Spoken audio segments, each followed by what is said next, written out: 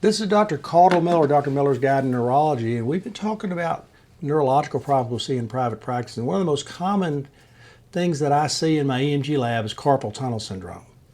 Everybody has carpal tunnel syndrome. It's usually repetitive from working with your hands. And so we try to obtain a good history. When did it begin? Is it related to trauma? See it very commonly after people have broken their wrists or people have sprained their wrists and was put in a cast. The patients have numbness, burning, and tingling, and the median nerve supplies these three fingers and half of the ring finger, not the little finger. And so the hand will go numb mainly in the thumb and the first 3.5 fingers. Many patients with carpal tunnel complain that all the fingers are numb. The hands will be more cold. They have difficulty with fine feeling things and differentiating hot from cold. If you get atrophy from carpal tunnel, it's too late.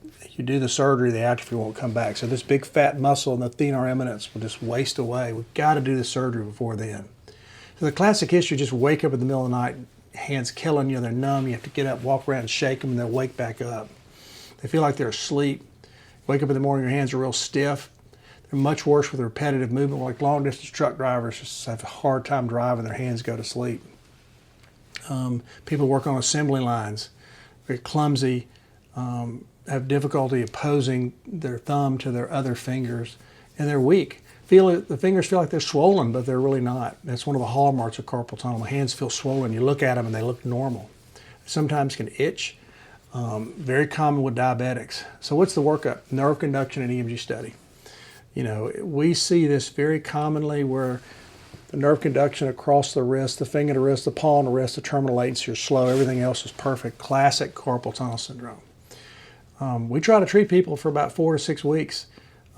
We treat with wrist immobilized at night because at night you bend your wrists, you sleep on them, and it just makes it worse. Anti-inflammatory, sometimes injections, physical therapy, vitamins. And if it's not better in 4 to 6 weeks and the nerve conduction is abnormal, got to do carpal tunnel release. Timing is critical. You must do a carpal tunnel release before you see atrophy. Once you see thenar atrophy, it's just too late. You do the surgery, it'll keep them from getting worse, but they will not get back to normal. So that's carpal tunnel syndrome. So like, comment, subscribe.